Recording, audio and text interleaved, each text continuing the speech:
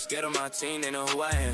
They rolling the dice, we win cause we plan. But the things that they teach don't know how to stand. On my wrist like a stage, they can't glance. You look like you wanna let go of stress. What's up? I thought so. Oh, I am the blueprint, if not, why you copy me, fam? What's up? I thought so. Okay, I cannot help that they copy. Hey, I am that dad, call me Poppy. Yo, they wish they created the set. Yes, they on my D like a jockey. When it comes to the print, I'm the blue. Who? Every complaint, draft is smooth. Supreme Elite team be the ones. Yo, I created my own school. Facts. I came from the trenches. I came from riding them benches. To proving my case with exhibits. My craft is exquisite. I find where they hiding them digits. The cancer that's not in remission. Hey, please pay attention. You can't recreate the five lenses. You can't duplicate what is written. You either gon' pay the tuition or pay for assistances. Or pay the mistakes when you case it, dismiss them. I come with everything that's under the kitchen. See, I haven't slept in a week. They scared while I'm willing to compete. These scammers are devils and I keep them under my feet. Ay, they saying they win, I never take their prescription. They never coming from the plaintiff's position. I am the blueprint, blatant admission. Check it, when I talk classes in session. Professionals, even the tacos respect it. Show me a win, that's not a rejection. Tell me the truth without all the stretching. These gurus are boring and it's stretching. These students are dumb, desperate depression. Set you, yeah, I'm done with this lesson. Came from the streets, still I'm a step up. Run it up, running bands. They scared of my team, they know who I am. They rolling the dice, we win cause we plan. On the things that they teach, don't know how to stand. On my wrist like a stage, they can't glance. You look like you wanna let go of stress. What's up? I thought so. Oh, I am the blueprint, if not, why you copy me, fam? What's up? I thought so. Okay. You're rocking with the best. Supreme Elite team. New culture empire. Run the numbers up. Supreme Elite, we the real empire. Got the screenshots, we don't need a choir. Talk big bands, better match that wire. Receipts on the table, watch the fakes get quiet. Supreme Elite, we the real empire. New culture, turn the cab to a flyer. Turn your whole scheme to a caution sign. You can't fake rank when you ain't got a dime. Time is lit, every play got proof. Time stamp, every move in the booth. Talk checks, he could pull that thread, pull that PDF, make the cap turn red. Kenny on the triflex with a mansion dream. Picture in the chat, said it's all on me. Walked in talking about funds on deck, till the pen hit paper, that's a cartoon check. Posing in the driveway, angle right. Bank ran numbers, whole story turned light. Tryna sue folks just to feel like she paid. Can't even clear what the clerk gon' say. Filing them claims like a shopping spree, but the car keep flashing its efficiency. Whole life pending when the fees come due. Got a stack of complaints, but the rent past due. Not every case is won by finding a favorable rule or citing the latest appellate decision. Cases are won and lost through the application of law to facts. In this live own motion review, we examine Supreme Elite Team University Newsletter, Volume 2, The Evidence Issue, focusing on how business records enter evidence, why the Florida Supreme Court's Jackson decision matters, and what borrowers, legal researchers, and self-represented litigants often misunderstand about courtroom practice. We'll discuss why admissibility does not equal accuracy, how business records are introduced into evidence, the evolution of foreclosure and consumer litigation, why simply citing statutes or case law is rarely enough, how effective legal arguments are constructed using facts, law, and application, not conclusions. This is not a webinar about shortcuts, silver bullet defenses, or legal myths. It's an educational review designed to help viewers better understand litigation, evidence, and the reasoning courts expect to see in written motions. If you're serious about learning how litigation actually works, not just what social media says it should be, you won't want to miss this discussion. Presented by the New Culture Empire. Featuring Supreme Elite Team University. Educational purposes only. This presentation provides general legal information and is not legal advice or a substitute for advice from a licensed attorney.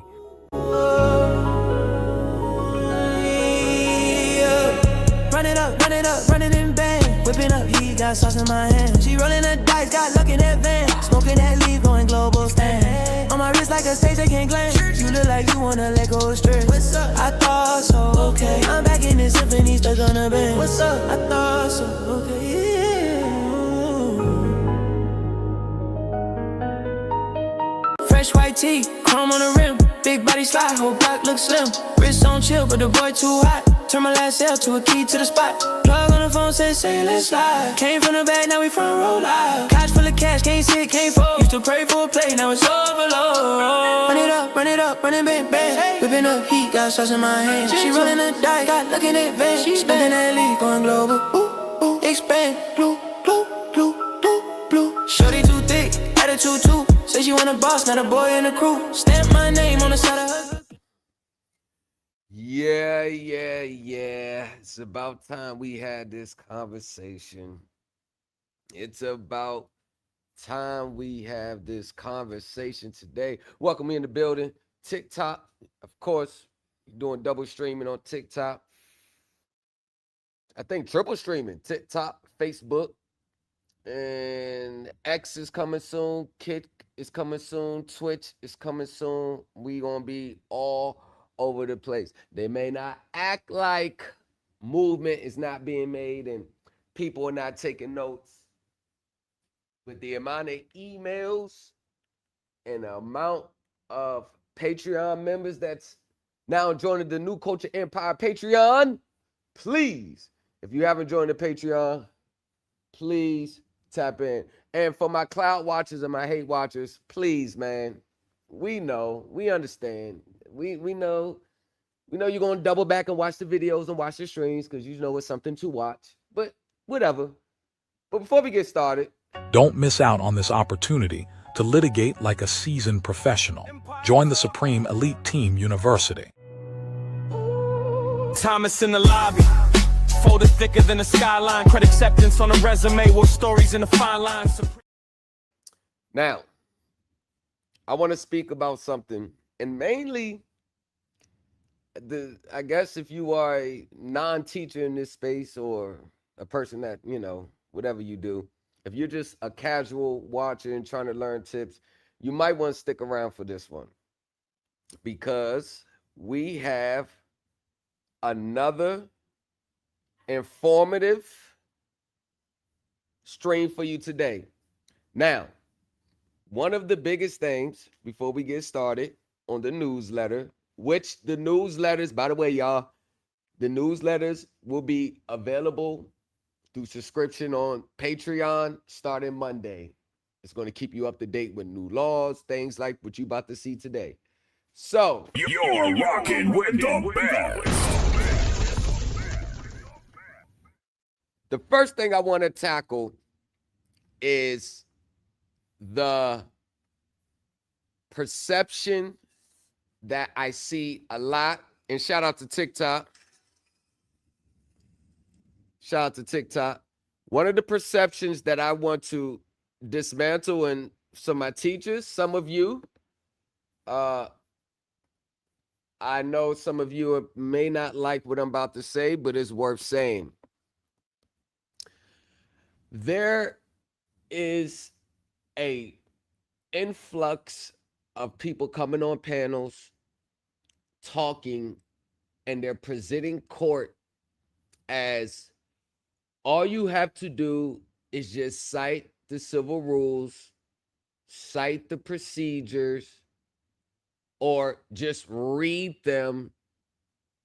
And for a person that doesn't understand court and understand interpretation and understand the underlinings of courts and how these rules and procedures are presented, telling them to just read it is basically handing a person who is not a mechanic an engine in millions of parts without an instructions and saying, hey, reassemble this engine and put it together so we can put it in the vehicle, it can be operative on the road. Reading a rule, a civil procedure, and relying on case law is not the way to go. Uh-oh, I know you're contradicting yourself. I know. No. Because reading case law and presenting rules and procedures is always a matter of interpretation. When you cite case law precedents, many people are just looking at the final ruling in the case and think that, hey, I'm citing this case because the ruling was favorable. But the courts do not just apply precedents and standards to every single case that's involving the subject of tonight's hand, a business record.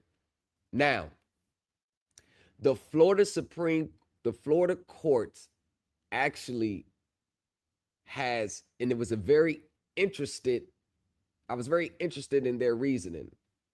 The Florida Supreme Court had a precedent dealing with business records by lenders, which were favorable to borrowers. And then that rule was overturned by another precedent, which made it less favorable for borrowers. But in the new precedents, they added different clauses in it to pretty much make it a case-by-case thing. So even though you're citing court precedents, the inquiry does not end there. You can cite court precedents all you want. The underlying facts, the underlying circumstances, the underlying substance must be at bare minimum identical. But let's get into this. The Supreme Elite Team University newsletter, published by the New Culture Empire, powered by the Supreme Elite Team litigation model, which is patent pending. 5 lenses of the contract is patent pending.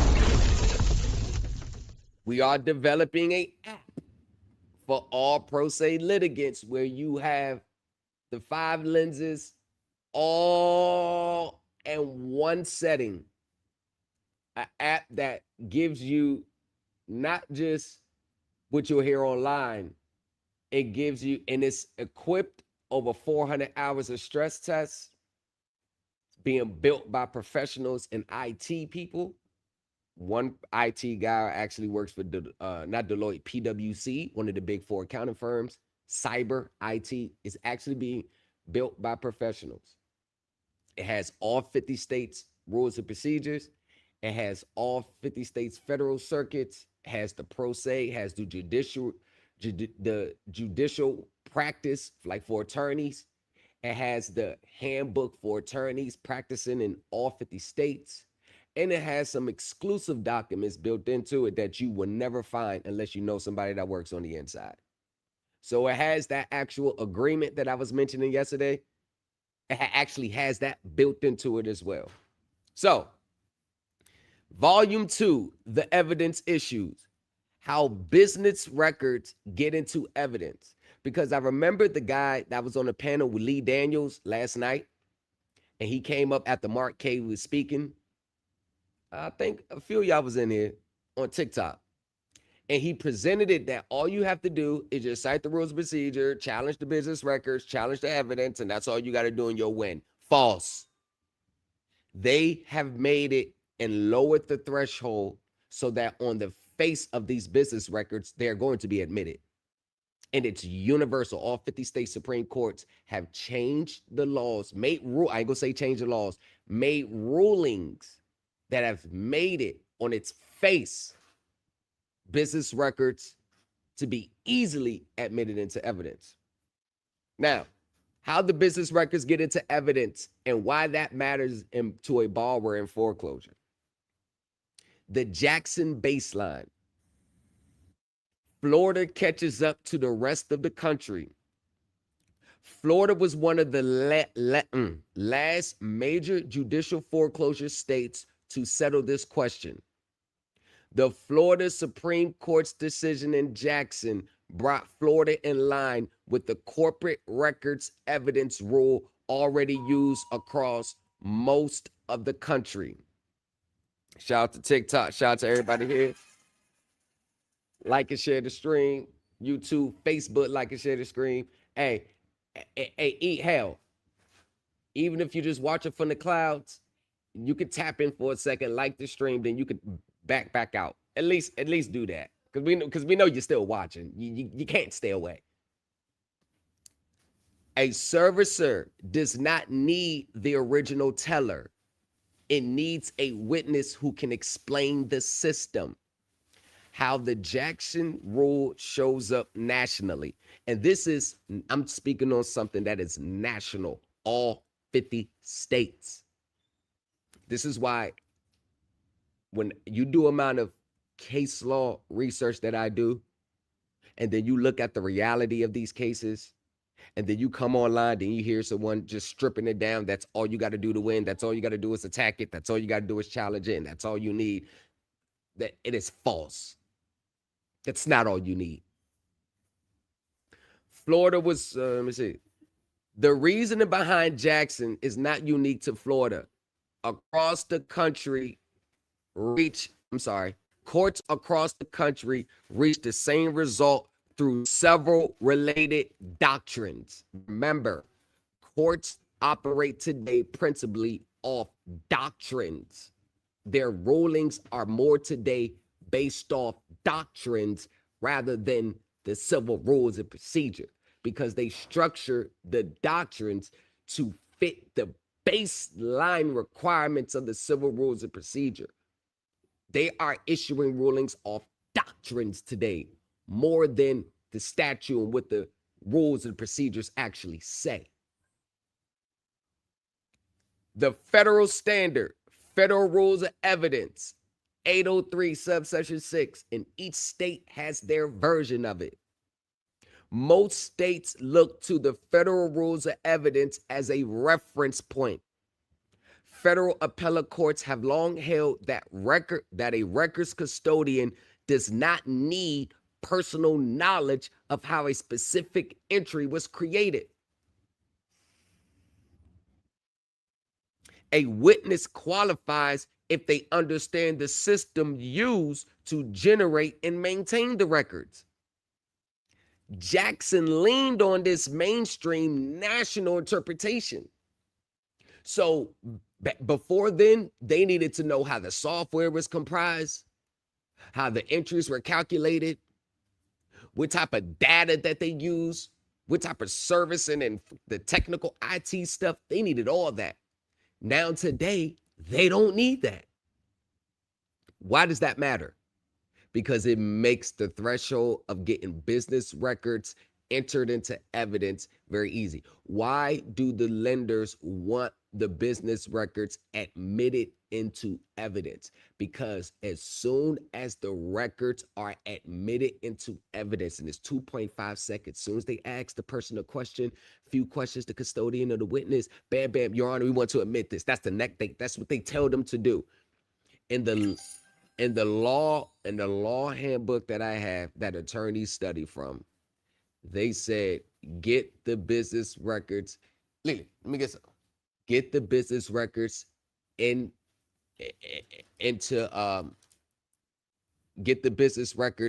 into evidence as soon as possible. Meaning the bear, hey, are these your records? Yes. Do you rely on these records in your ordinary course of business? Yes.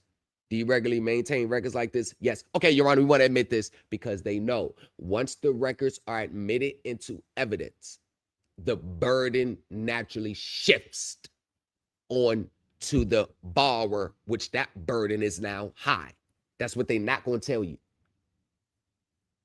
Many people are not going to tell you this because the burden automatically shifts once it entered into evidence, regardless if it's faulty, regardless if it's errors, discrepancies. As soon as it's admitted into evidence, they no longer have to cover up those errors and discrepancies. So you could be arguing against the business records all you want, but if once it's already admitted into evidence, it's pretty much going to fall on deaf ears. You have to go show through a preponderance of evidence. And these objections should always be raised right before they're about to admit it into evidence.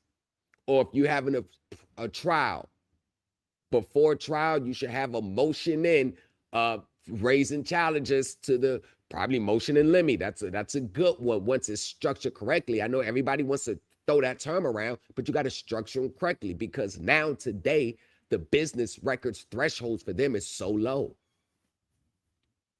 Now, the sponsor or adoption doctrine, New York, New Jersey, Ohio. Foreclosure files are frequently sold from one institution to another, and borrowers often object when the current holders tries to introduce records it did not create.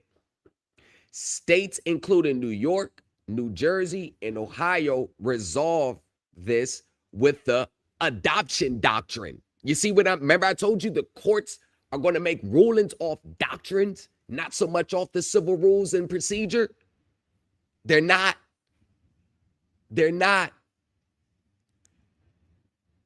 If the successor integrates, scroll down a little bit for you.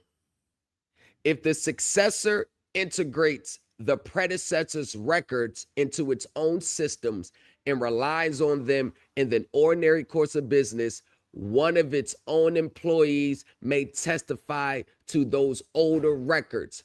Before the national shift, cases were being thrown out for this very reason. And this is why I do the things that I do, because everybody wants to give you the hope in the streamline that court is so easy. But they're not giving you the reality of courts.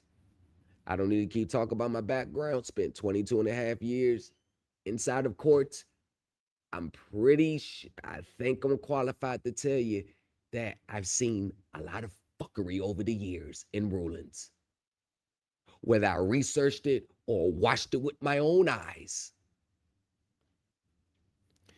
As in Jackson, that witness does not need to know the predecessor's staff or software, only that the data is integrated and relied upon. Right there. Does not need to know the predecessor's staff or software before the national shifts, when basically what they're doing, they are changing the laws, changing the rules through court doctrines, meaning when you have enough judges ruling in unison consistently, that's when the state legislators have to update and lax the once strict requirements to meet the consensus around the courts across America. Judges use doctrines to de facto, pretty much in a roundabout way, change the laws.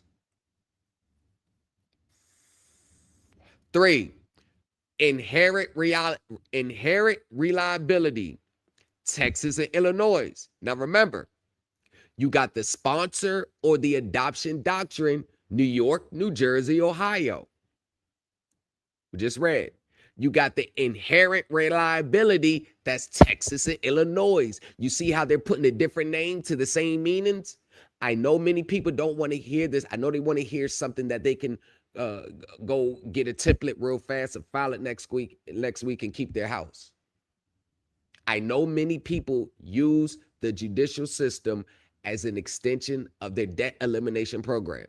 I know many people think court is about filing something and keeping the house. I know many people, when they walk into court, the less than 2% chance that you ever have it getting that relief granted to you is, I don't want to pay for it. I want the house free and clear. So I want to find a violation against them, and my relief for their technical violation is the house free and clear. Quiet title, quiet title, quiet title. And this is the byproduct of people selling you debt elimination processes, and you heard it for so long that you don't even look at court. as its own separate entity. You look at court as an extension of your debt elimination process.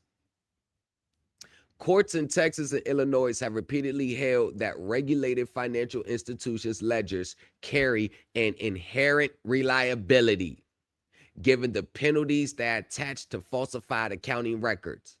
That reasoning sets a low bar for admitting payment histories. Much like Jackson, a custodian who tracks the statutory foundation requirements is generally enough. The national consensus summarized. Across the country, courts have overwhelmingly rejected the argument that the servicer must produce the software engineer or the specific employee who logged an individual payment. If a records custodian can explain the institution's general record-keeping practices, the records typically come in. The practical burden then shifts. Remember what I said a few minutes ago? As soon as it's admitted in evidence, the burden automatically shifts without you even knowing. Now your arguments against those records have to be on a totally different basis. So whatever your argument was prior to the admission, once they're admitted, it's a whole new set of arguments. See, these are the little nuances of court. These are the little things. These are the little court nuances. That practical burden then shifts. It becomes the borrower's task to show the records are actually wrong, incomplete, or unreliable. Not merely that they were not personally authenticated by their original author. And that is what you hear online all day, every day. You can't authenticate it. Can't personally authenticate it. Lacks personal knowledge. Yes, there's the nuances to the, I'm not saying those are wrong arguments, but those are nuances to those arguments. And I'm looking at the national shift. When I look at court, I look at what are all the courts situated across the United States. What are they saying consistently on these issues? Because you have to understand what courts are doing outside of yours. You got to understand what's the consensus across America. Courts follow other courts' rulings. The biggest one that shut down every securitization argument raised from 2007 to 2016, every single one was a case out of New York. Meaning any securitization argument raised today is falling on deaf ears, because once that New York case came out, the appellate court came out in New York, that became the controlling case across America, because the trust agreement, the PSAs were governed under New York law. So once Irabobo 2, the Irabobo 2 court said, hold on, how is a borrower challenging defects with the pooling and service agreement if the borrower is not even a party to the contract? That's basically allowing a borrower to come encroach on another person's rights or assert authority that belongs to the people of the contract. Meaning, the only way a transfer to a trust is voided is when the investors say they're voided. And they have clauses in those contracts where they can go back and fix the corrections. So it's not the borrower that can challenge the transfer to the trust, it's the investor. Now it gets to the online sayings versus the reality. I know people like, I forgot his name, Destined Society says you are the investor on TikTok. I know he says you are the investor. Now, this is the difference between a TikTok argument or a social media argument and a successful argument in court. Now you got to explain to the court how you are an investor without your name appearing on the documents, without you signing the agreement with the issuing entity, without you being registered as a beneficial owner on the company's books, without you receiving all the packets and the statements that come with it. It will be easy for them to prove that you're not a legal investor, recognized by all parties. This is where the theories of what we believe we are run smack dab right into reality. None of this means that records are correct, only that they are likely to be admitted. Jackson and its counterparts govern the doorway into evidence, not the truth of what is behind it. The doctrine expressly leaves room for a borrower to attack the records on the merits, internal inconsistencies, figures that do not reconcile to the servicer's own other documents, and gaps in the underlying data that are all still fair game once the records that are in. You notice how when I argue the business records, I'm using their own data, I'm using their own inconsistencies. I'm not making up theories, because now your arguments have been narrowed by the low threshold of even having them admitted.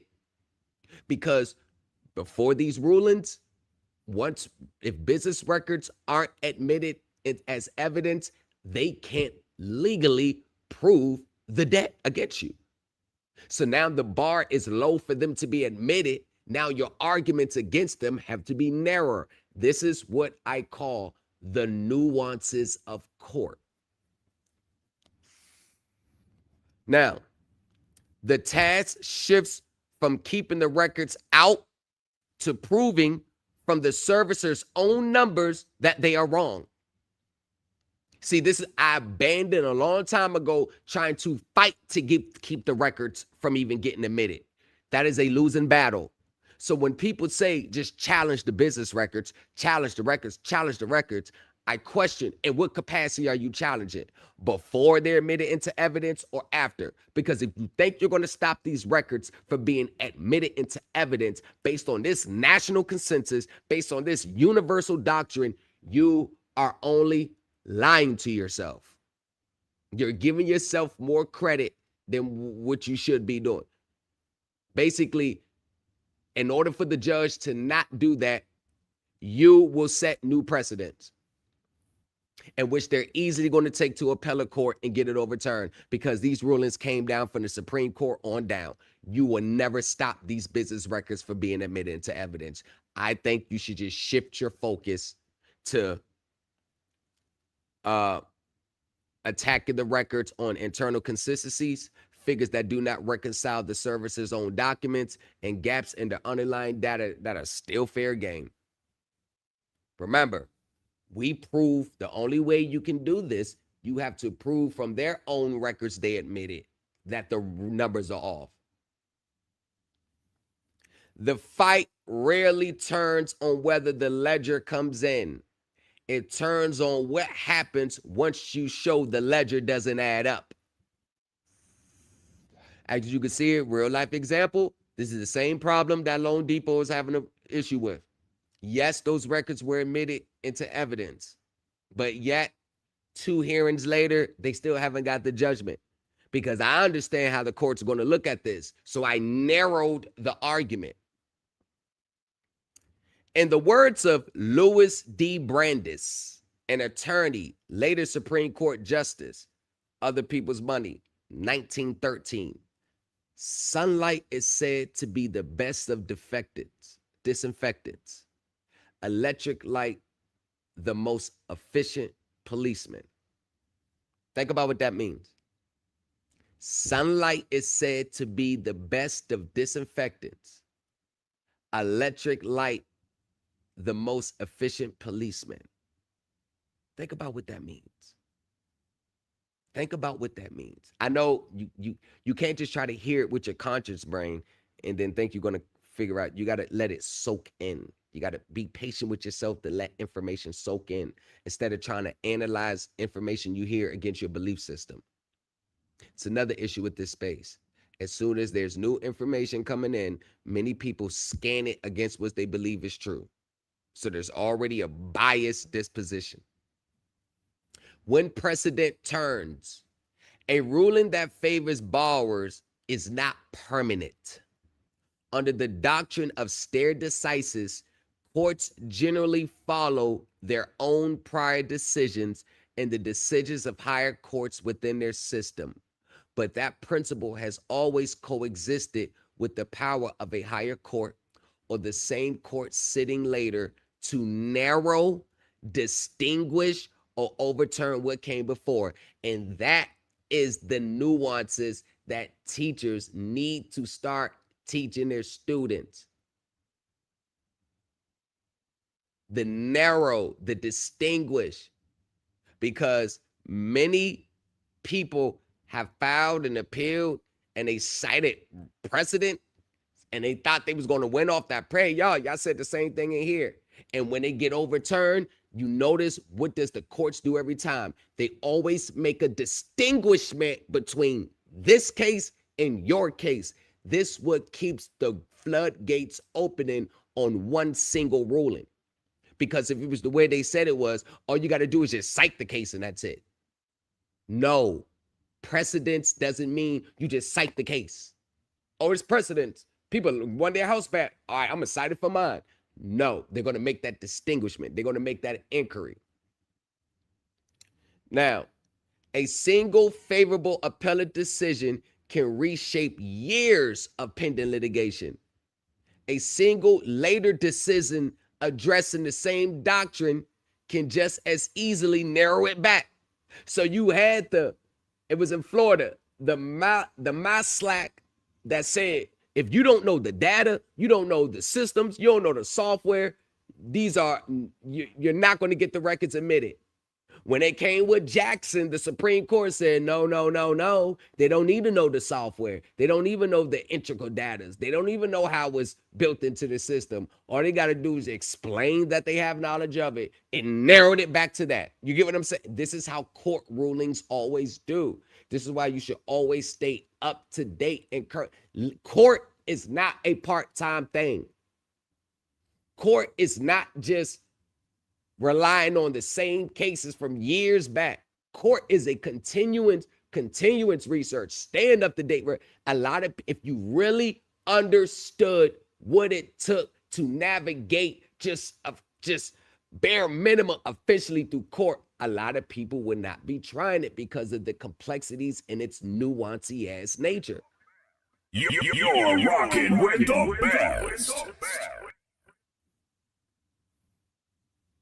Now, this cuts both directions for borrowers and consumers.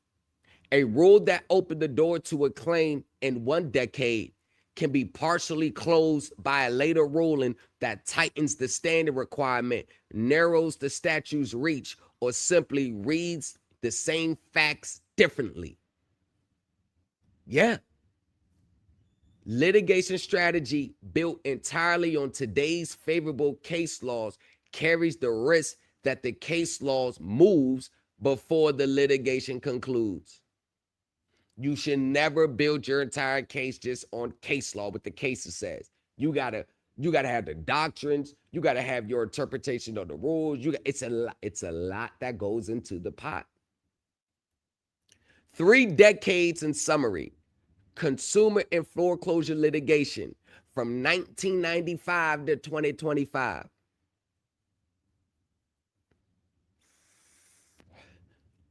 Preference, disclaimer. The following is a general high-level narrative for orientation only. It compresses a large and unevenly developed body of federal and state law. It is not a substitute for jurisdiction-specific research, and specific rulings should be independently verified before being relied upon in any filing. The pre-crisis baseline, that is roughly 1995 to 2007. For much of this period, foreclosure and consumer collection litigation ran on a relatively permissive baseline.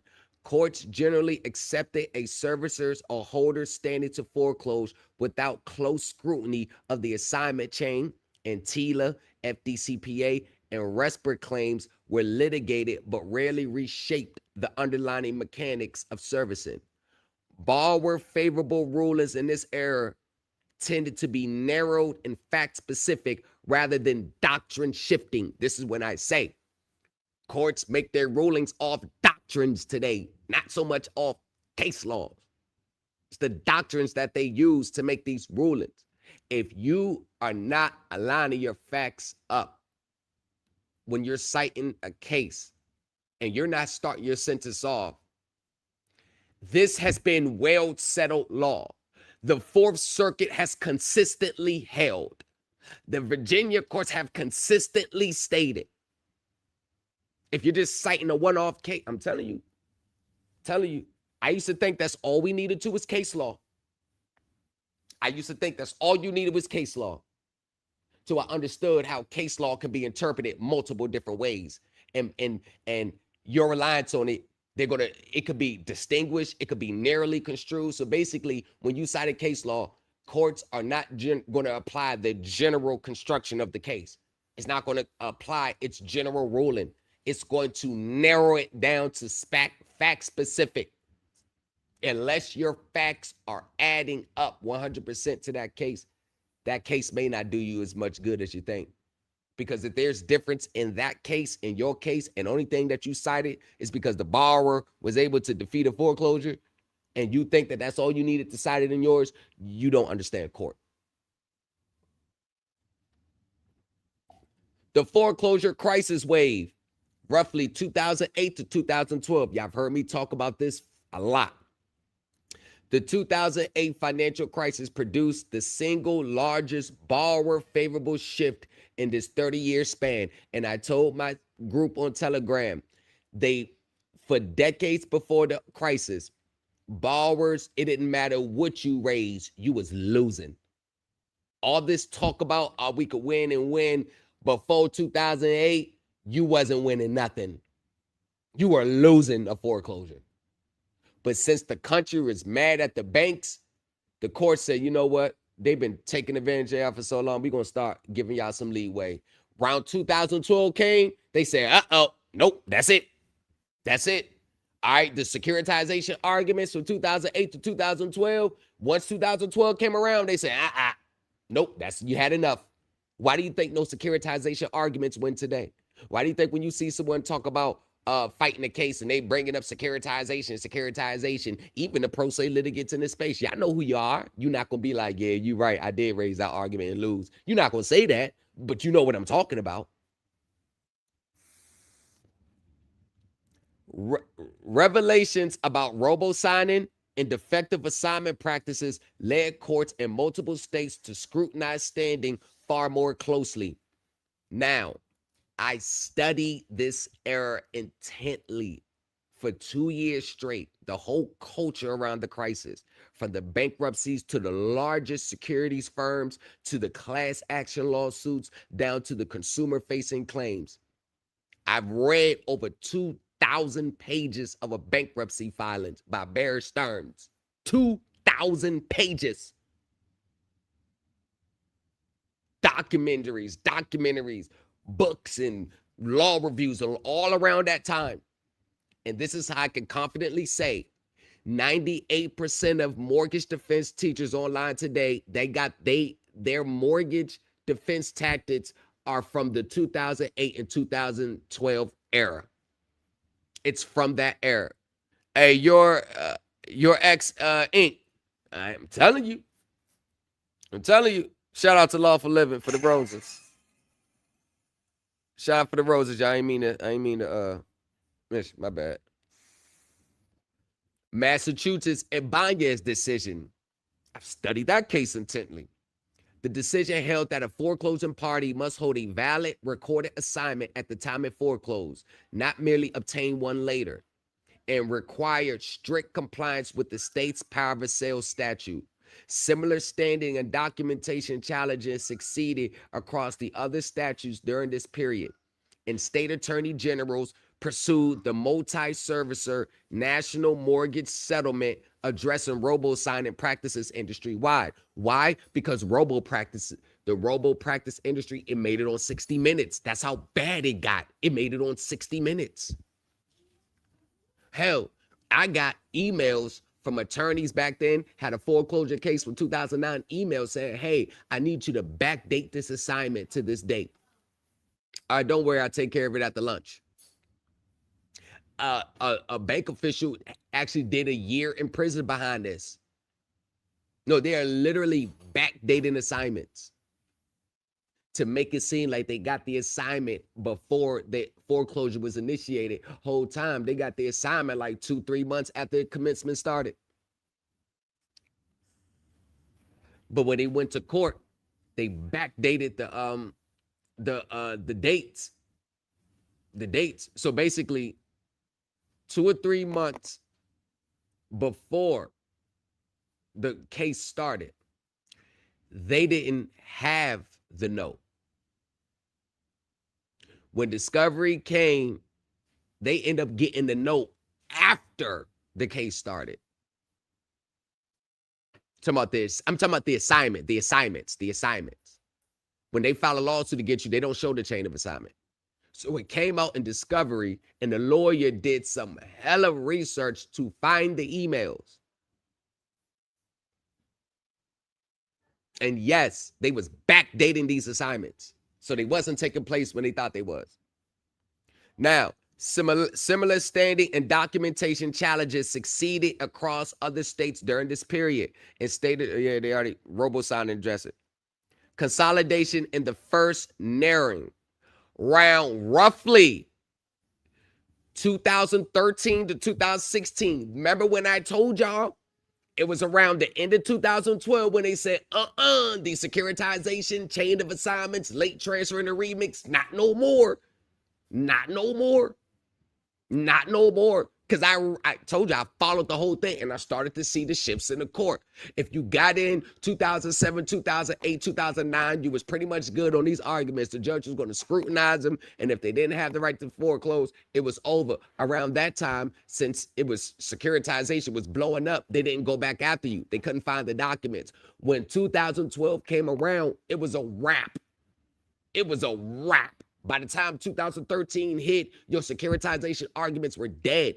So a lot of those early cases that you're relying on, by the time 2016 hit, those cases was already being overturned and precedents was being reversed on appeal. So when I hear people cite Galaski in California, when I hear people cite Rabinets and all these early securitization cases on Facebook, but not thinking about Irabobo too, which overturned Galaski, that was the landmark New York appellate court case that pretty much put an end to the securitization challenges. I'm telling you, go ahead and raise securitization today. Watch what happens. You ain't even got to come back to me and tell me I'm right. As soon as I see the document, I already know you're going to lose. As soon as I see a securitization argument kills the debt, late remake transfer, don't know who real party interest because securitization, I'm telling you this. They have tightened up the strings. They got secret agreements that allows them to service the note on behalf of the true owner. They have their own agreements established. That's the condition of the investors investing. I don't know shit about the secondary market. I don't live in the corporate finance world. Don't listen to me. Just go try to use these 15-year-old outdated securitization arguments. Just don't get mad. And don't project it on me. As the crisis, the consolidation of the first narrowing, roughly 2013 to 2016, as the crisis era wave of litigation matured, the Supreme Court issued rulings that cut in both directions. Jesenowski held that a borrower exercises the TILA right to rescind simply by providing written notice within the statutory period, not by filing suit. A procedural win that preserved rescission rights against a common lender argument that the claim was time barred. In the same window, Spokio began tightening Article 3 standard for claims alleging a bare statutory violation without concrete harm. That is what no cats, what's up? What's up, y'all? That's what I try to tell people today. Stop just citing the statute if you can't prove actual harm under the statute. Oh, they called my house one time after I told them not to. Where's your harm? How did they harm you? Where's the harm? And you know these lawyers for these companies, they are trained on these rulings. They're trained on the regulatory requirements. They're trained.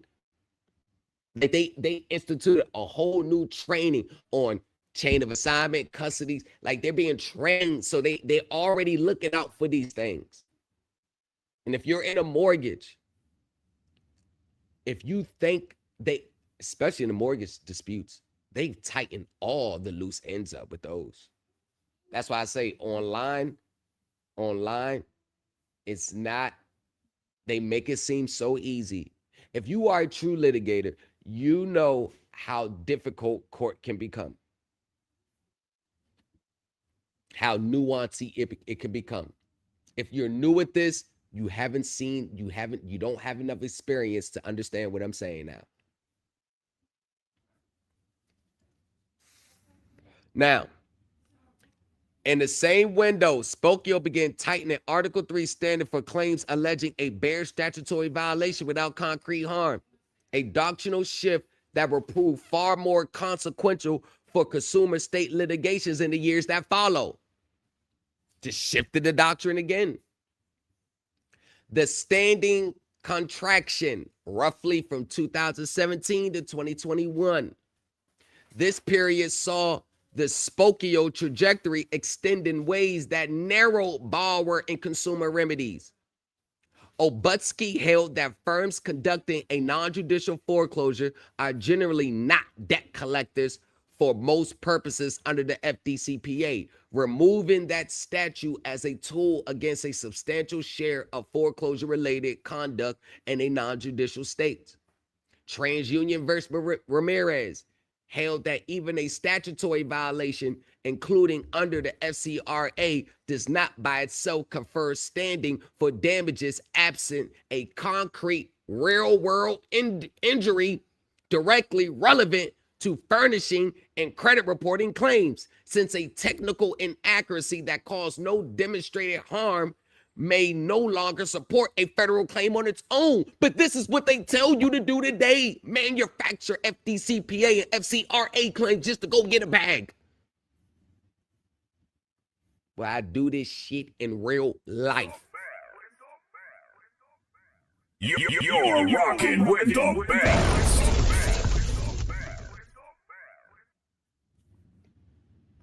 I do this shit in real life.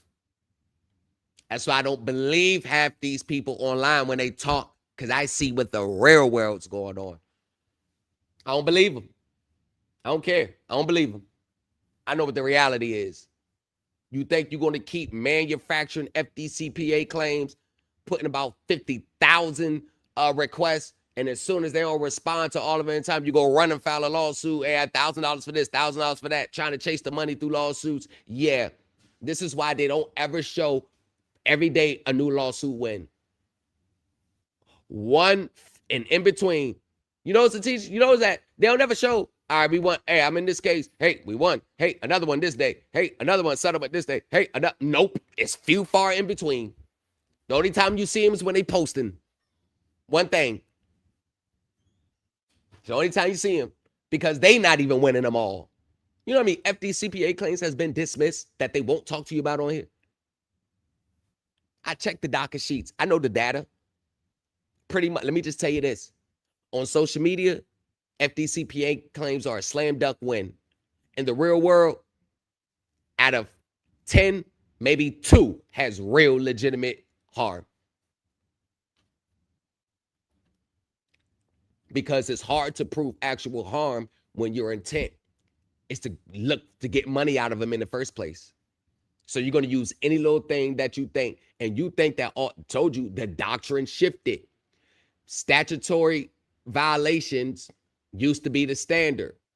Now, statutory violations outside of actual real world concrete harm is going to get your FDCPA and FCRA claim thrown out.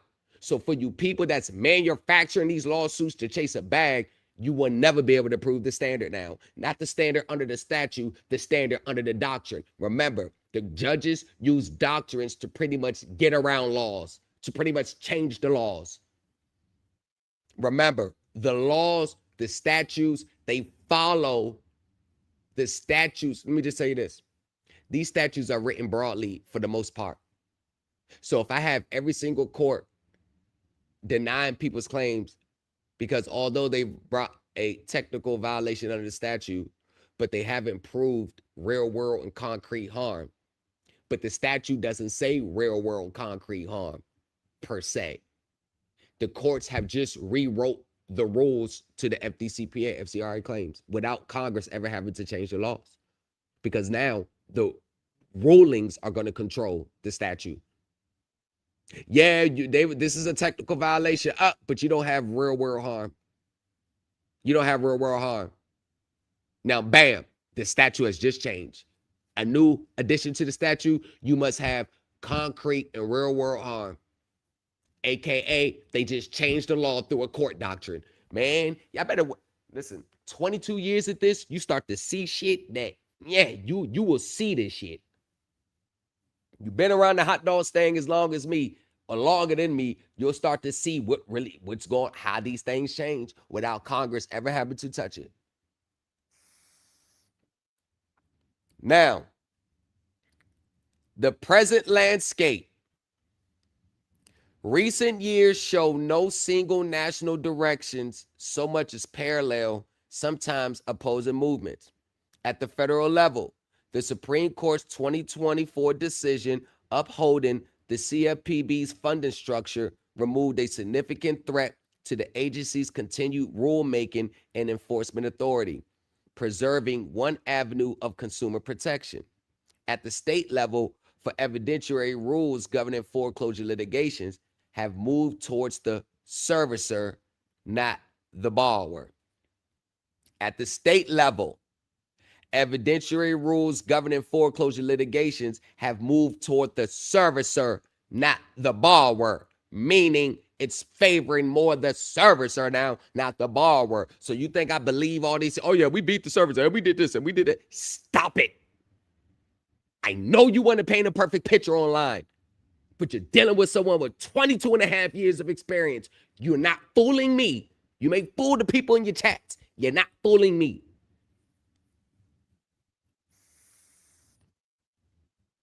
Florida's Jackson decision, discussed above, aligned Florida with the more permissive federal business record standard, and similar admissibility rules have followed in other states. Meanwhile, several states have gone the opposite direction procedurally, enacting or strengthening foreclosure mediation and pre-suit notice requirements. The net effect is that the substantive law of standing and evidence have generally tightened in the lender's favor at the appellate level over the last decade.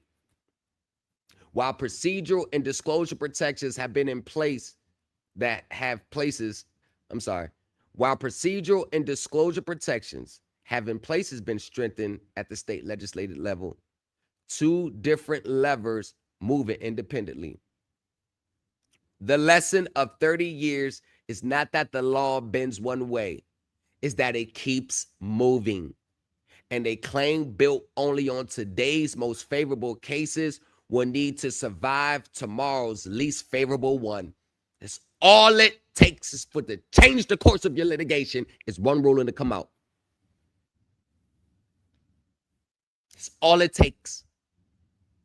A ruling fresh off the press could change the course of borrower's litigation for the next 10 years to come. Just like I just went over the changes over the last 30 years. And I can see how many people are still stuck from, let me tell you this. I'm going to tell you where people are stuck at today online. They're stuck from the 2008 to 2021 way of arguing cases. They're stuck right there. It's even the ones who don't think they are, they're stuck right there.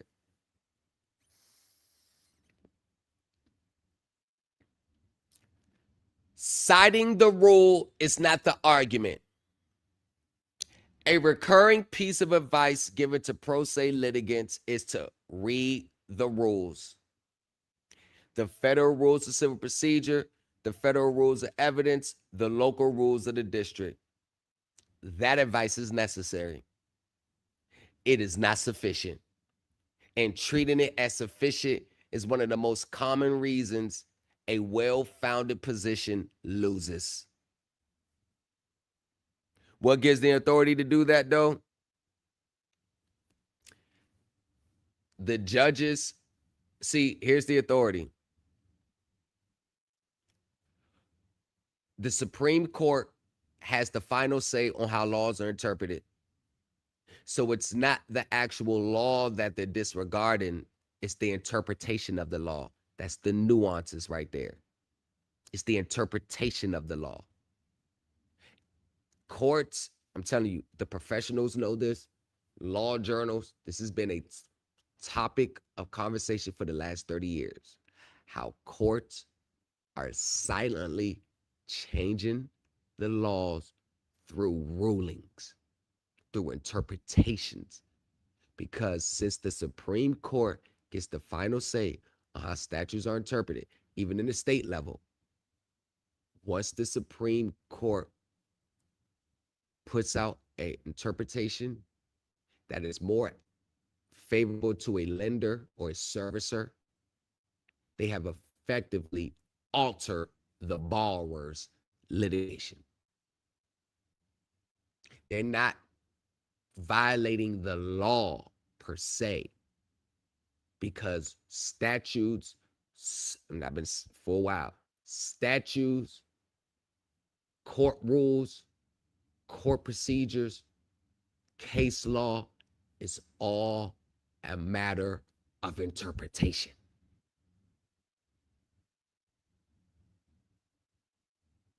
I'm telling you, if a statute, if I have the final say on how a statute is interpreted, I can effectively change the statute's meaning without ever touching its language. Because interpretation doesn't touch the language. I can leave the statute intact. It's the interpretation. This is how doctrines are created, when they start interpreting laws a different way than what they used to do 10 years ago. And since when all courts get on board with the interpretation, they have now just created a court doctrine. And courts today, they issue their rulings more of doctrines rather than what the case law and the statutes and the rules and procedures say. Because a lot of their interpretations are going to be under those doctrines. I'm telling you. That advice is necessary. Read the rules, federal rules of procedure, federal rules of evidence, the local rules of the district. That evidence is necessary. It is not sufficient. And treating that sufficient is one of the most common reasons a well-founded position loses. You ever wonder how you could be looking at a court and the statute says what it says, the rules procedure says what it says, you're citing it to the T of the letter, and you got it, you present it, but all it takes is the judge to interpret that a different way. That's all it takes. It's for a judge to interpret that statute, that rule, that procedure that you read in the opposite direction. That's all it takes. It doesn't take much. This is why when you read case law, your interpretations, it has to start from the top down. They got to start from the highest court on down. I'm telling you, when I say it's a matter of interpretation, even lawyers, when you go to court, when you're making your arguments, an argument is always going to be based on your interpretation. You ever been in court and see two lawyers argue about the statute's interpretation? That's all it is. And the judges, it's all about which interpretation they accept over the others. That's all it takes to win. It doesn't take much. The margin for winning or losing can be down to a simple interpretation. That's it. And no one in good faith can ever say or predict how a judge is going to interpret a statute. If they just so happen to interpret it in your favor, there you go. If they interpret it in the opposite direction, there you go too. That's part of the game. Lawyers been dealing with this shifting stuff for 30 years. What makes you think we don't got to deal with it? See, lawyers understand this. Professional attorneys, they understand this. It's only in spaces like this where everybody gets fed the 100% win, 100% guarantees crap. It's garbage. It's not real.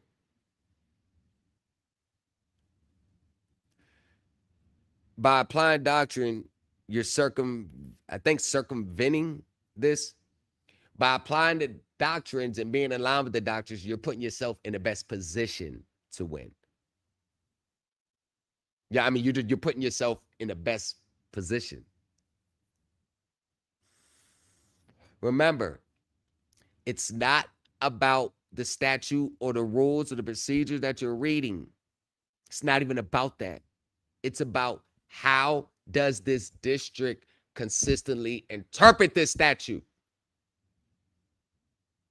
I'm going to line my interpretation up.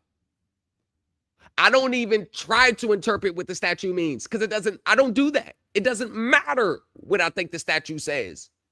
What the hell? It doesn't matter.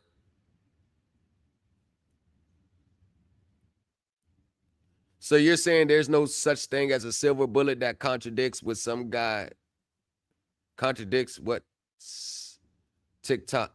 Hold on. So you're saying there's no such thing as a silver bullet that contradicts what some guy on TikTok told me and makes me irrationally angry? There's no silver bullet that contradicts some guy that makes me irrationally angry. I don't know what it makes you. You in control of your own emotions. I tell you that. But the silver bullet is not on TikTok. The silver bullet doesn't, you can't find it. There's no silver bullet on TikTok. There's no silver bullet. See, here's the thing about it. This is why I say experience is the best teacher in court. Experience is the best teacher in court. You have your overall case in court, and then the court, that's the overall battlefield. Who's bringing the claim? Okay, this is what the case is about. Many people are focused more about winning the war at the end, and they're not paying attention to the many battles that they have to do to advance them closer to winning the war. These little in-between motions, these little pre-trial motions, these little hearings before trial, to see if what evidence could be admitted, what can't, what the jury can hear, those little in-between battles inside the war, winning those in-between battles, that's what wins you the war in court. Rarely, if ever, you're going to get a slam dunk win in court. It doesn't happen like that every day. You file a complaint and then they immediately settle with you. That doesn't happen every day. I know it happened in my case, but I can't even tell you that's going to happen with you. That doesn't happen every day. I read the data that comes out for these court rulings out of all 50 states. The data does not support the average pro se filing a lawsuit and the other side immediately settling. The data actually supports that's going to happen less than 0.1% of pro se litigants. That's what the data says. It's not my opinion. It's not my belief. I'm speaking to you from what the data says. 97% of pro se litigants are going to lose their case, according to the data. Not because they're just stupid or illiterate.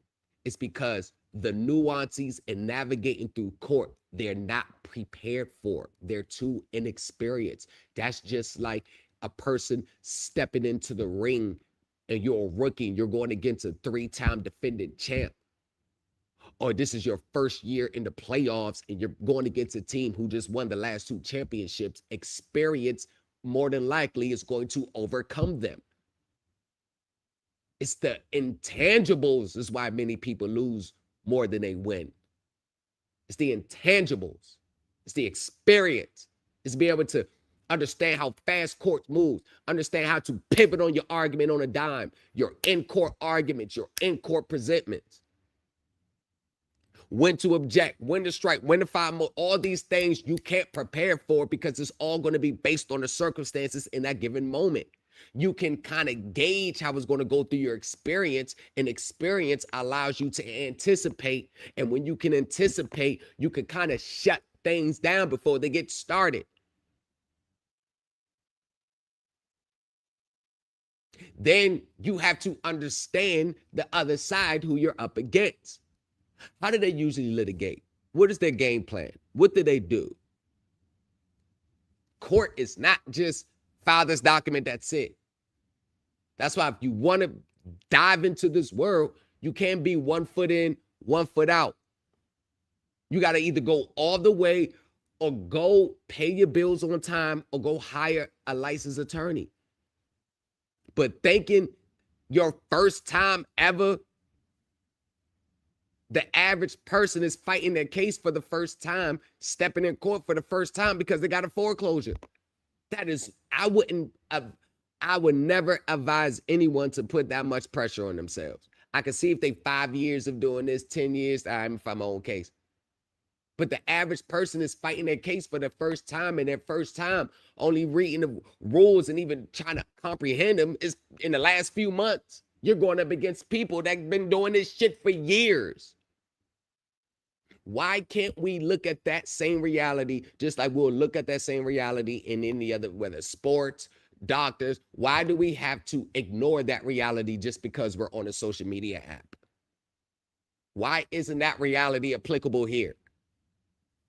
I tell you why it's not applicable here, because many people here, they don't want to hear reality. They want to hear what they want to hear. And they want me to tell you, you're going to win every single time. All you got to do is just challenge their records and this case is going to get dropped. That's what they want to hear. But when it doesn't work the way I said, you'll be coming back saying, you're giving out wrong information. Damn if I do, damn if I don't. But the key point of that is, I don't give a damn. That's the whole point. I don't give a damn. Because I never represented that I was going to come online and tell people what they wanted to hear. I could see if I was saying that from the beginning and then I don't deliver on it. I never came online and said, hey, I'm going to tell everybody what they want to hear. I just speak about the things that I know if many other teachers would speak about it, they'll feel like it's a jeopardy to their earning power online. So I'm really saying the things that they actually believe. Actually, it will be less stress that they're putting on themselves to present at this perfect litigator if they would just acknowledge the realities of court, unless they're just brand new.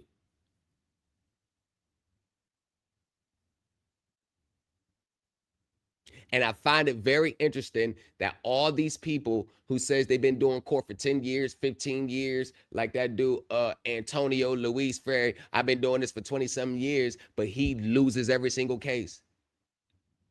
Want to know why he loses every single case? Because none of what he's files, the courts even recognize as a viable claim from the beginning. So now you got that factor to deal with online. Many people will have you making arguments, raising claims, filing documents and lawsuits that the courts don't even accept or recognize from the jump. So many people, this is why their lawsuits, what I call DOA, dead on arrival. The minute they put it in their mailbox to be sent off, they lost their case. They're just going through the motions. I got a person right now is most definitely about to lose their case, but I can't tell them they're about to lose their case. They feel like they got them on their heels. They're looking at it from what they believe is true, an emotional standpoint. I'm looking at it from a legal standpoint. And what the courts in their system has already consistently held. And this person keeps making the same arguments that the courts have, the doctrines have already rejected. But if I was to tell that person the reality, as I've tried to, I've already warned it, but if I come straight out and tell them, now I'm trying to rain on that person's parade. Now I'm being negative. I need to be more positive. So you know what I start to do now? I let people fall off the fiscal cliff.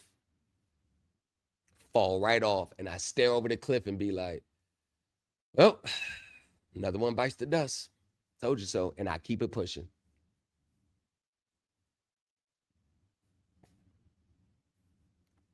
Now, knowing that the Federal Rules Civil Procedure 56 governs summary judgment, or that the Federal Rules of Evidence 803 subsection 6 governs business records, tells a court nothing about how that a rule applies to the specific facts in front of it. I'm going to say it again. Knowing that the Federal Rule of Civil Procedure 56 governs summary judgment, or that the Federal Rules of Evidence 8036 governs business records, tells a court nothing about how that rule applies to the specific facts in front of it. Rule 7B1 requires a motion to state with particularity the grounds for seeking the order. Particularity, not citation. A motion or brief that recites a rule number and stops has not yet made an argument. It has identified the subject the argument needs to be about. See, this is what I mean about when people cite the court rules of procedure,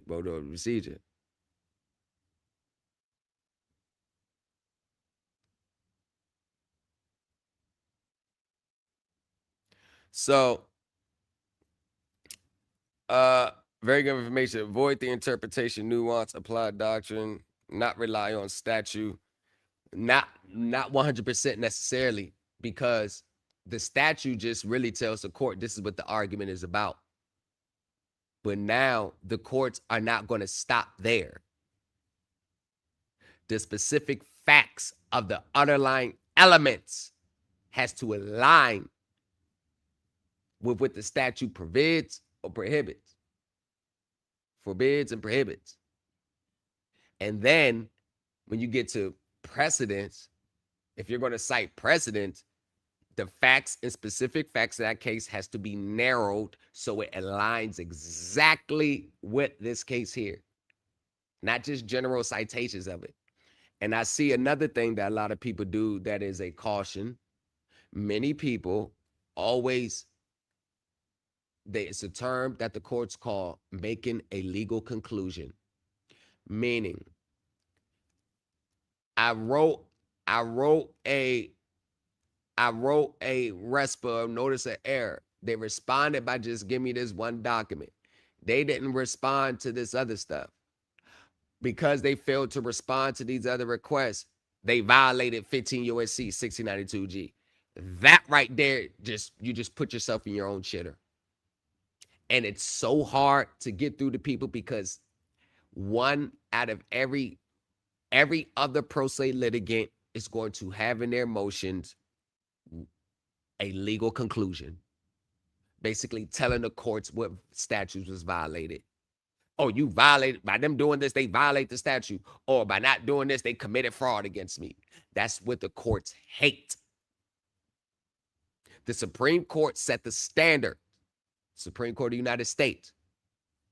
Bell Atlantic versus Twombly and Ashcroft versus Iqbal.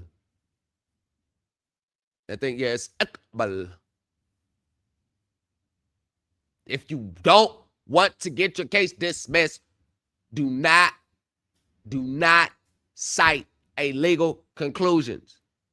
Threadbare recitals of the elements of the cause of action is not good enough. And your claims have to push the needle from it's possible they committed the conduct alleged or to probable that they committed the conduct alleged. The Supreme Court already set the standard. And guess what? Many pro se litigants violates the standard every day in their litigation. If the standards and the scary part is they don't even realize they're violating it. They don't even know that they are. Literally making an excuse for your competence and failures.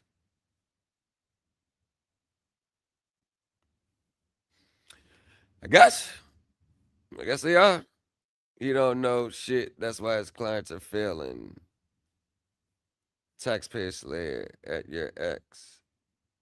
Sign. This case.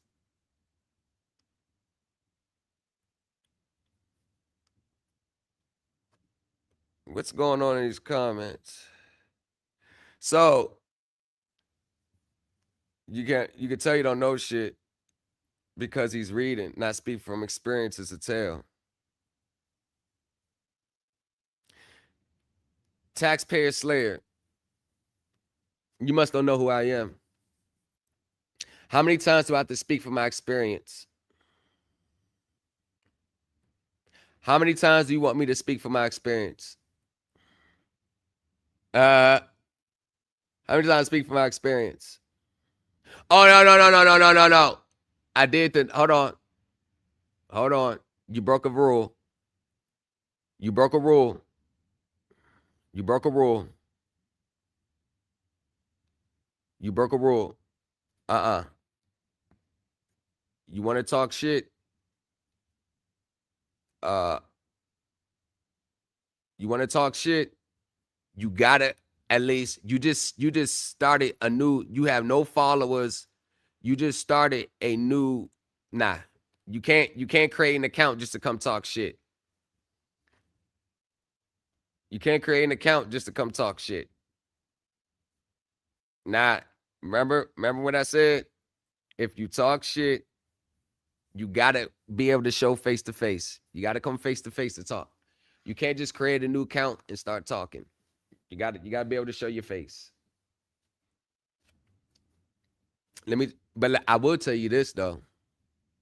I will tell you this, tax slayer. I will tell you this, taxpayer slayer. Sound like a tax protester. I will tell you this. I guarantee you that if you and I was to put our credentials, nobody else around, just me and you, I'm talking about in life period or the past 5 years, I guarantee you I would surpass you in every facet of life. I guarantee you. Hell, if we just ran our last 5 years of bank statements, I guarantee you, you would log off the screen share. You wouldn't even believe it. Especially after I did 8 years in the feds. You wouldn't even believe how I'm lapping you in life. You wouldn't even believe it. You would have thought I kept getting IRS checks every year. You would have thought. You wouldn't even believe it. You'd have been like, man, you must got some IRS checks. I guarantee that's what you'd have been saying. Man, you know, that must came from an IRS check. Mm-hmm. I know.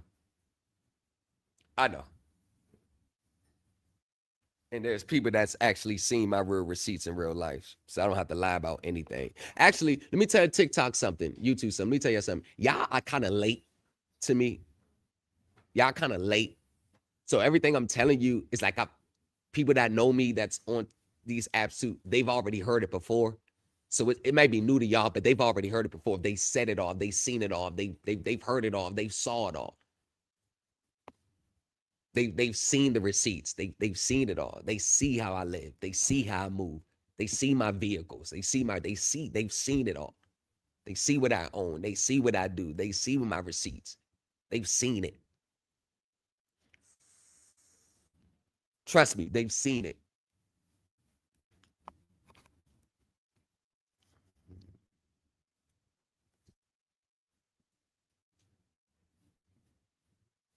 And you got people that's sitting there talking like taxpayer. Taxpayer doesn't know what it's like to withdraw $25,000 out your bank account just to tell another content creator to stop playing with you. Just to go deposit it right back. Just to prove a point. Well, no, it's probably way more than that. It was way more than this one. It was way more than that. It's more like 40. Forgot the number. With the Navy Federal, the little things to know it came straight from the bank. They seen $100,000 receipts at one time. Stop playing. Knowing that Federal Rules Civil Procedure 56 governs summary judgment, or that Federal Rules of Evidence 8036 governs business records, tells a court nothing about how the rule applies to the specific facts in front of it. And I'm reading from my newsletter, by the way. This is my newsletter. It's for y'all. This ain't for me. It's part of the Patreon. It's for my Patreon. I come out with a newsletter.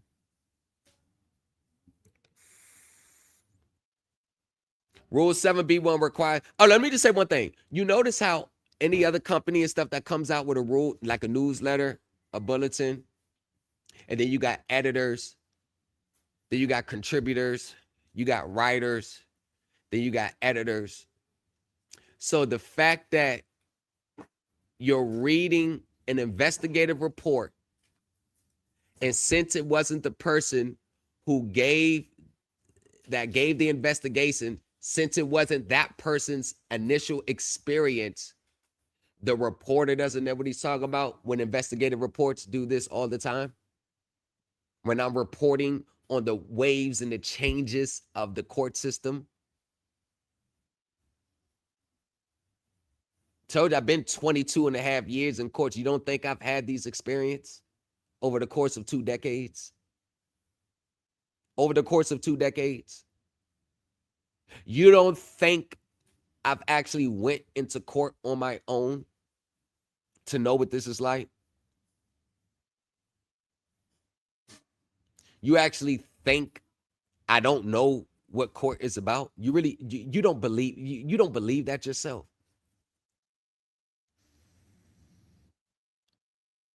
I mean, I had to know something.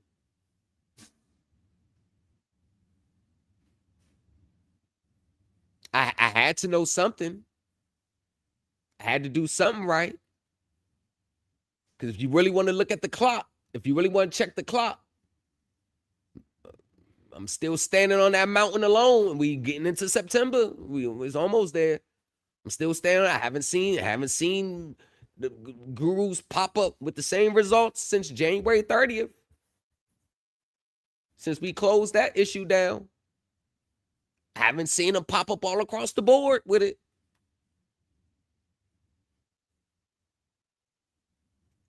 And the reason why, because they don't even think it's obtainable. They believe it is, they want to believe it, but they don't really think it can happen for them. I told you, people fear, and that's why I say in these spaces, he's a classic example of these spaces. They don't like to hear from people who they know deep down inside, just may have more superior understanding than them.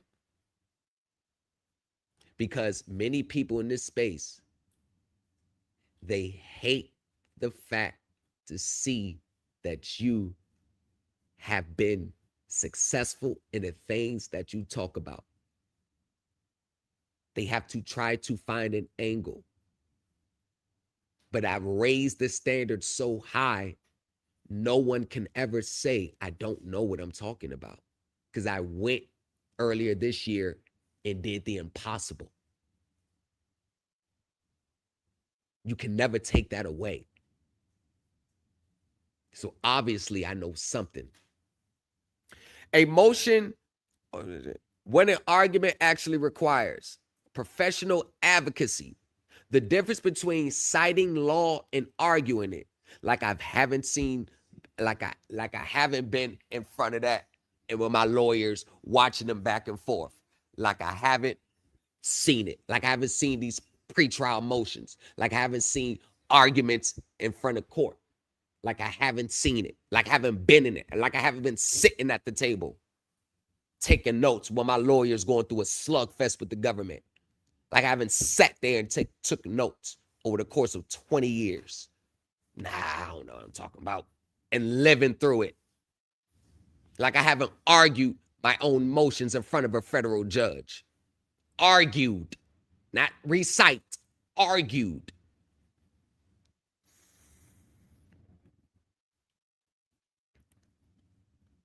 The difference between citing law and arguing it generally has 4 components, and all 4 are expected regardless of whether the party is represented.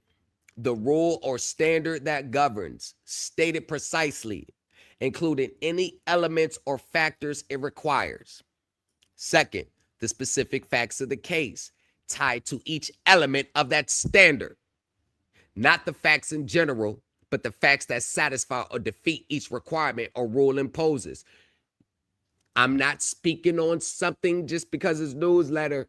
I'm speaking on what I've already done. Just to clarify for everybody else.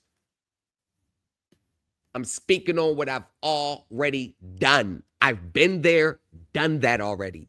I'm not speaking on theory like another teacher who hasn't done it. I'm talking about for me.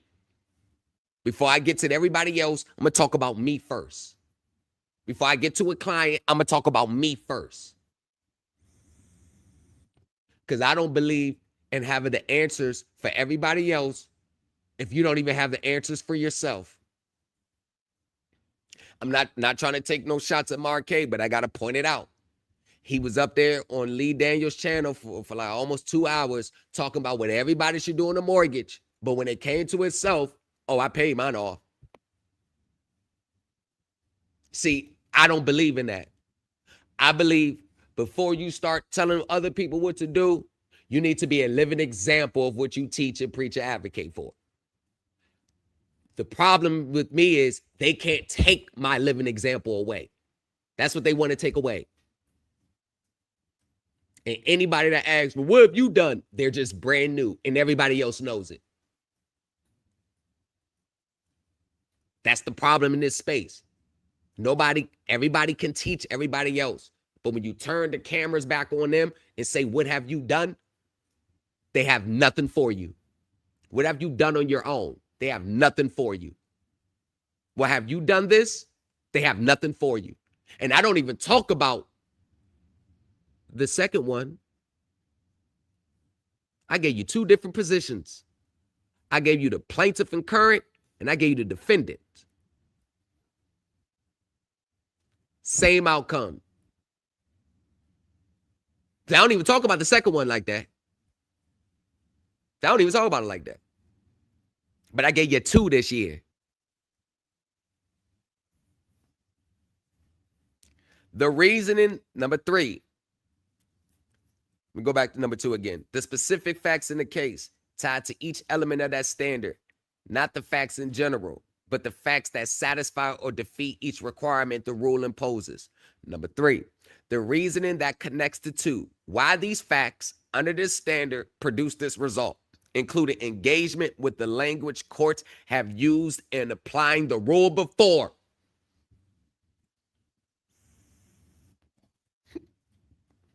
The conclusion the court is being asked to reach, stated as a request for a specific ruling, not merely a description of the law.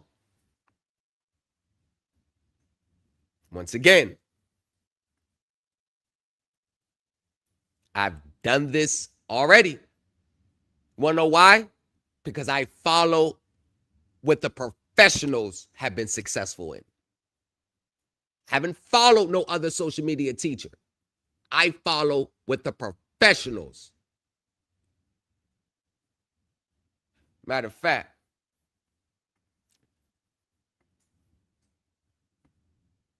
Jefe Sosa Ribeiro, what's up? So,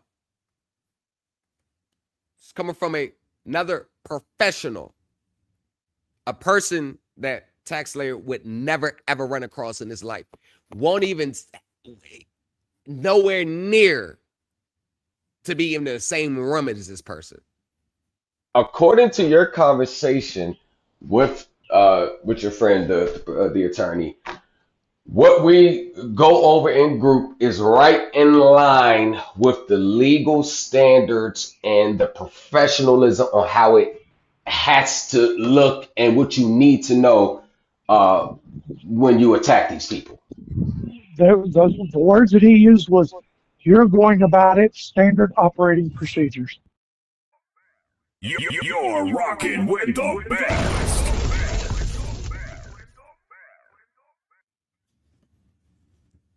Don't trip, y'all. He's going to be a person under another name sending an email like, hey, man, what I got to do to join set you?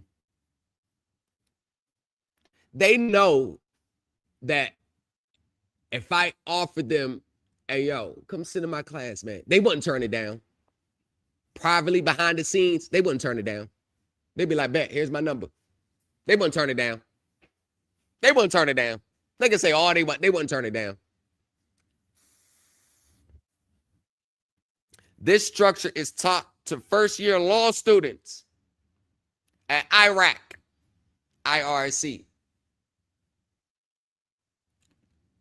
Issue, rule, application, conclusion, precisely because the application step is where cases are actually won or lost at the application stage. Applying this to your case. That's the right there. A brief that stops at the rule has skipped the step that does the persuasive work. Pretty much, you got the rule, right? You got the rule standard that governs.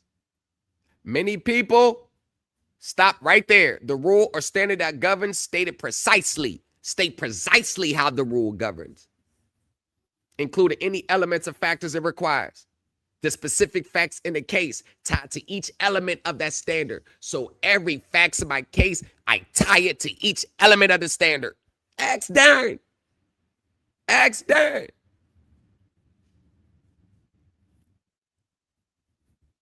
Ask Darren. I tell you.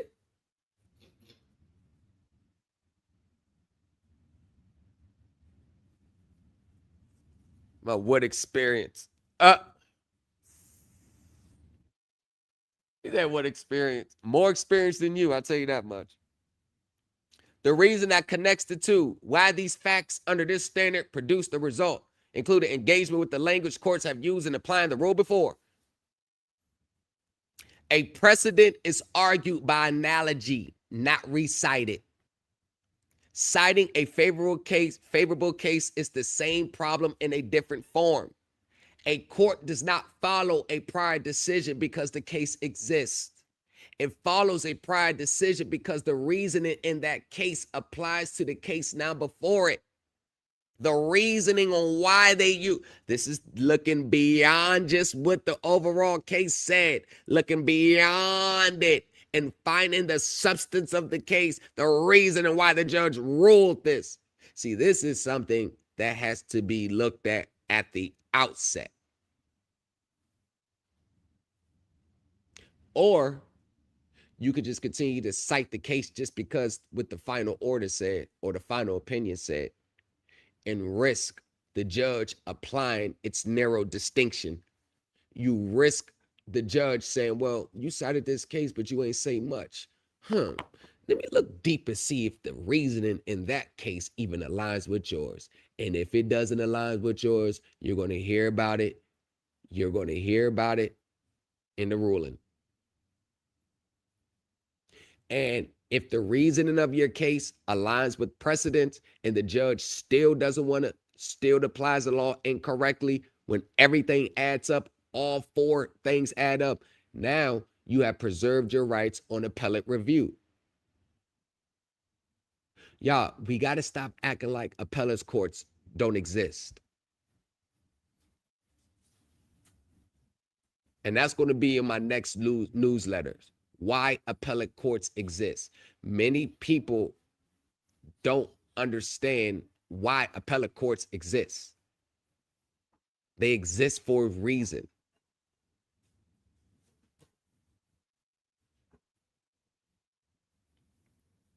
Now, that requires showing how the facts of the cited case resemble the facts at hand, or when opposing authority is cited against a party, showing how the facts differ enough that the same result should not follow. A citation without that comparison invites the court to do the comparison itself. See, I just said it. And to be transparent, I was looking up at the sky when I was talking. If you don't do that, you're going to risk the judge doing it for you. And a court that does the comparison itself may not do it in the citing party's favor. That's a fact.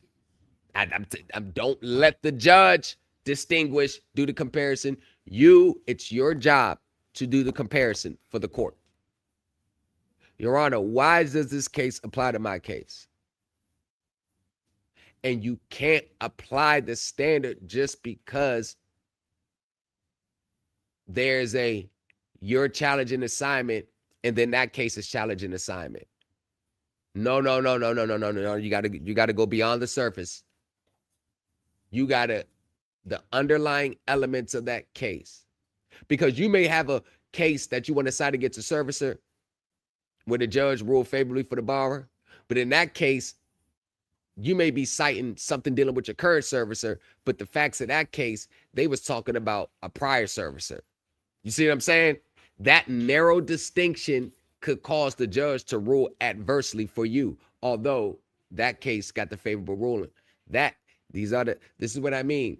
You can't just rely on summarizing case law. I mean, you can if you know how to summarize. You got to understand that the facts of the case. Prime example, this is how you know as a pro se litigant, you know what you're doing. When you cite a case, but instead of citing the case, you start off the next sentence. In Lakeview versus such and such, the court ruled that the borrower, The same principle applies here, where I, this, and I, that, and that. The court ruled that when the servicer, they should not be able to do that. The plaintiff or defendant argues that the court should apply the same reasoning mentioned in Lakeview versus Blunt to this case. That's how you make a coherent, legal, and persuasive argument.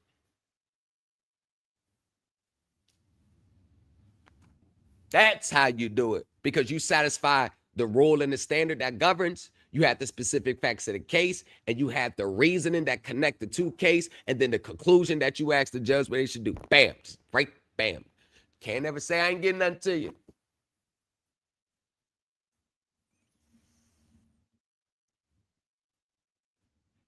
Facts. Now, courts have said this directly. This is not merely practice advice. It reflects standard courts apply when deciding whether an argument has been preserved at all.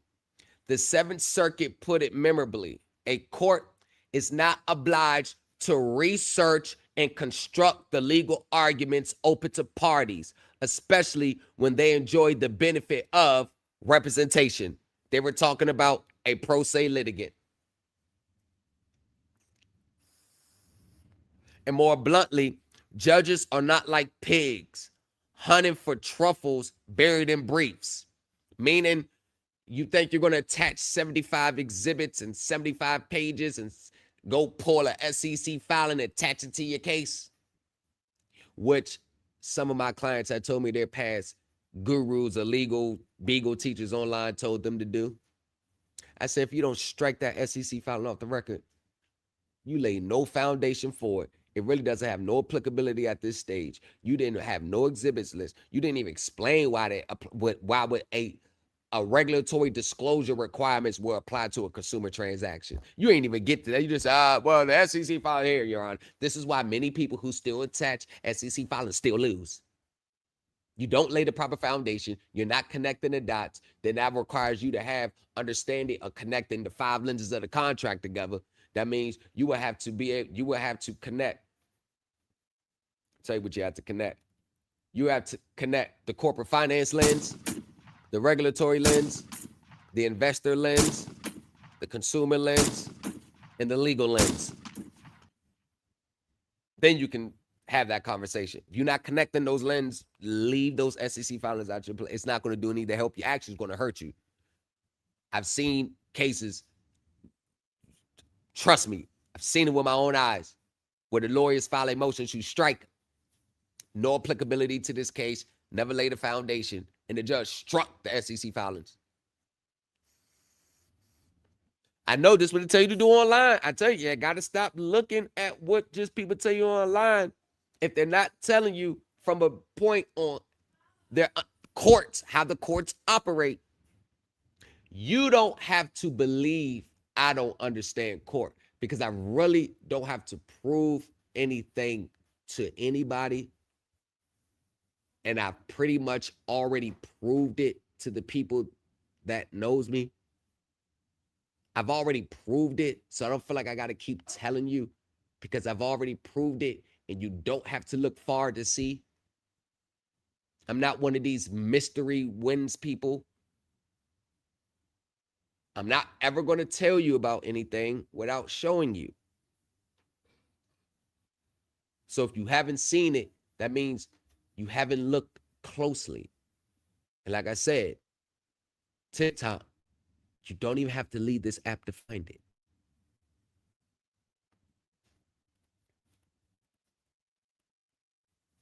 Now, courts across the country have applied the same principle to hold that undeveloped, conclusory, or perfunctory arguments, including a bare citation to a rule or statute without supported analysis, are treated as forfeited and are not considered on their merits. This is the thing this is what pro se litigants do all the time in these spaces.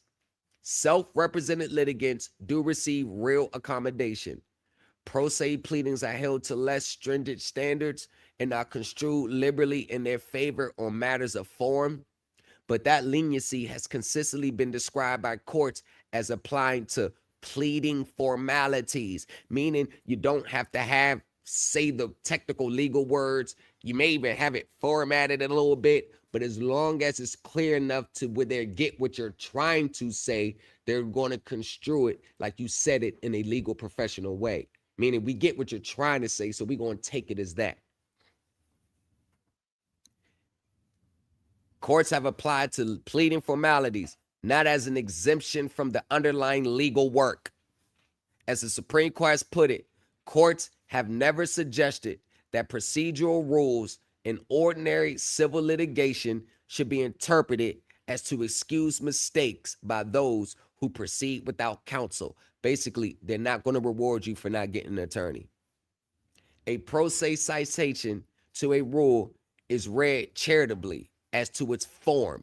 It is not on that basis alone treated as a developed argument. The rules tell the court what question to answer.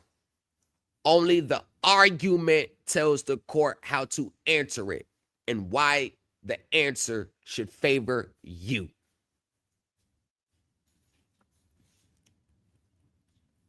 Closing summary of Volume 2, the evidence issued.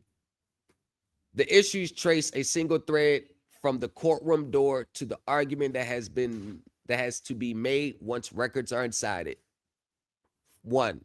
Florida's Jackson decision brought the state in line with the national business record standard already used in federal court and most other jurisdictions.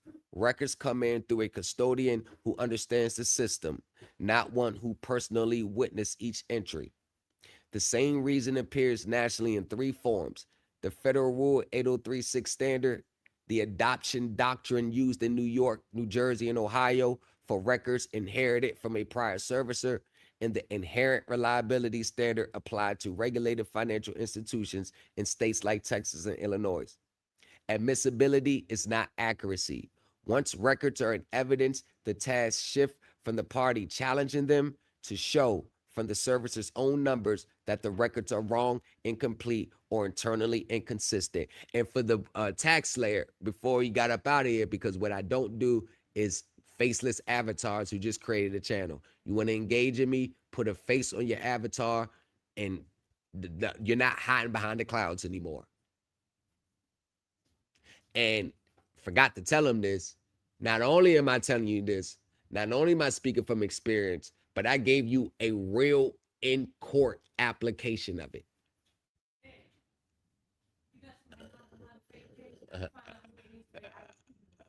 Through the IP, right? I'll find out who it is. Yeah, I'm gonna send it to I'm gonna give a tag to my cyber guy. I'm gonna find the IEP. I'll find out who it is. My IEP guy, he is like that. He'll find it. So actually, I'm gonna mark that down. I'm gonna send that to him tomorrow. I already got his page information. I'm gonna send the IEP. I'll get his identity. And then I'm gonna make him come out the clouds. Oh yeah, once you sign the IEP, listen. He can find it. This motherfucker's good. He works cyber at PwC, one of the big 4. And he gets paid very handsomely to do what he does. Trust me, I can find it.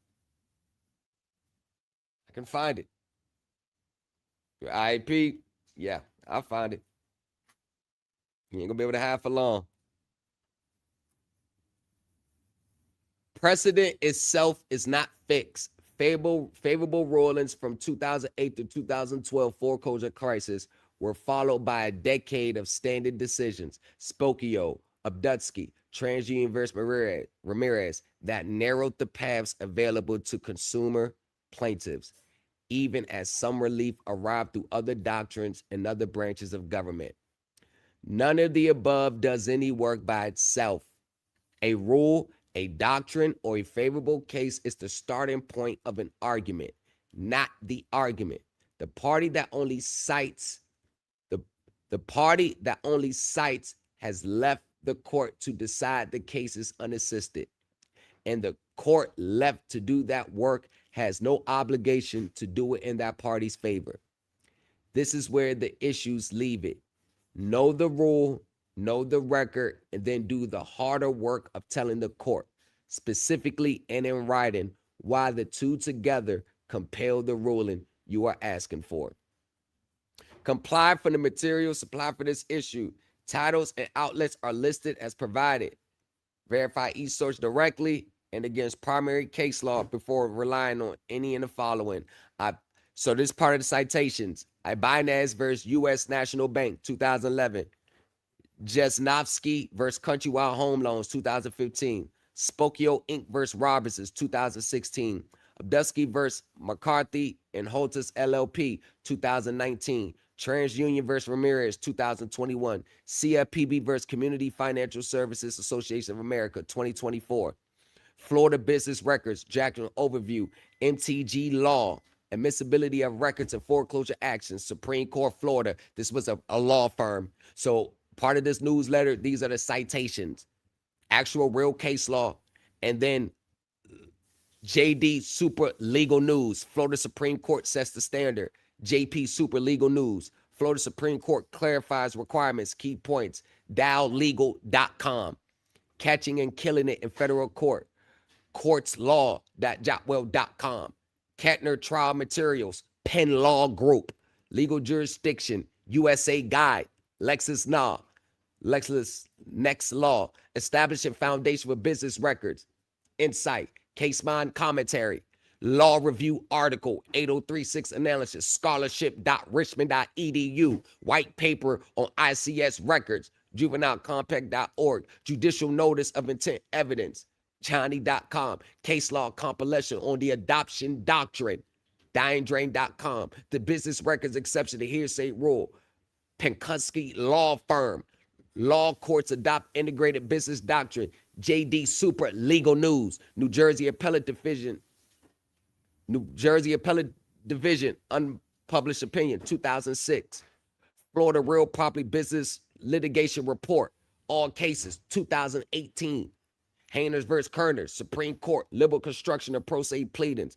McNeil versus United States, Supreme Court. Procedure rules apply equally to self-represented litigants. United States versus Dunkel. Undeveloped arguments forfeited. 1991.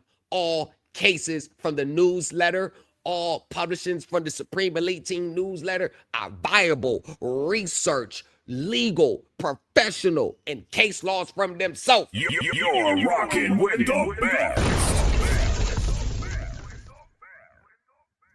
You're rocking with the best.